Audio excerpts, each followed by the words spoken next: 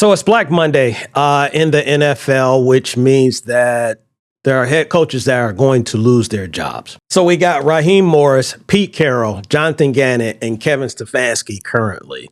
Now, these guys, for whatever reason, I'm sure you can make a case as to why the organization had to move on from these guys. It happens every year. So I don't really want to talk about who should have got fired or why, all of that, because it's already done. Can't do anything about it. I think the thing to talk about now going forward is, of these four positions that's available, which is the most enticing, which is the most coveted position in the NFL right now. So I'm going to go down the list really quick. You have the Cleveland Browns. Obviously, there's a lot of stuff that went on in Cleveland. And Cleveland has some very good players. I think the thing to me, I'm going to put them at 4 because that organization, and I'm big on culture, is that are they going to allow a coach to come in and implement a culture that's needed to be implemented in that organization? And I don't think they're going to do it. They haven't done it over the last decade, 15 years. So why am I expecting them to change? I'm going to have to see it. So I'm going to put Cleveland at the number 4 spot. Number 3, and I would say number 2, those are going to probably be the most difficult ones because you got, for me, you're looking at what is the future going to hold for some of these teams. So at number 3, I'm going to put the Las Vegas Raiders, and here's why. Now, I know they have the number 1 overall pick, which is great. You got a guy in Ashley Genty, you got a guy in Max Crosby, you got a guy in Brock Bowers as well. So you have some key pieces there, but I still think they are a little bit further away. There's some things that's going to have to change.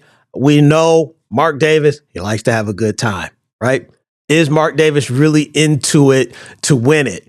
You got Tom Brady that's going to have his hands dibbling, dabbling in there, but how much is that going to, influence, or what is Mark? Is Mark going to let other people take the reins and make those moves? Is Brady going to be able to make those moves? Look, Brady is a great quarterback. We already know that. But as far as like making organizational moves, we haven't seen that. We've seen superstars attempt to do that. So we got to give them a shot. But I think at this point, you got to see number 3.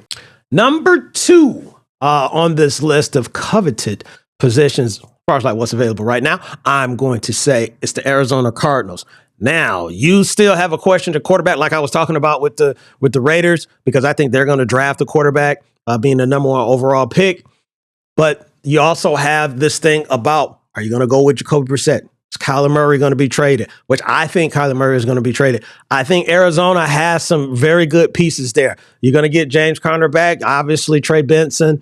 You got this kid in Marvin Harrison Jr. to go with Michael Wilson. So you got this young nucleus of a wide receiver group that you're looking to elevate. And we know Trey McBride is a monster on the offensive side. And they got some good pieces on the defensive side as well. So I think Arizona is definitely a place that you should look at. So I'm going to put them at number 2. Last one. Obviously, there's only one left, and that's right here in the ATL, and that's the Atlanta Falcons. And I think more than anything, the Falcons, whatever Arthur needs to do, he needs to keep Jeff Obert on the defensive side. Let him stay being the defensive coordinator, and then you find all the other replacements to fill in at the head coaching position. They have to get their quarterback situation squared away. Who is going to be your quarterback? Is it Penix? Is it going to be Kirky? Who is it going to be? But as far as like the talent that surrounds that quarterback, you can't deny it.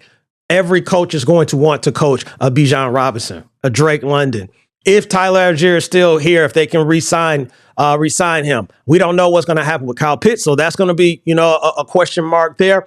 But if you look at the Atlanta Falcons on the defensive side and on the offensive side and that talent level that's there, I think a lot of people are going to say that the Atlanta Falcons underwhelm and they underperform.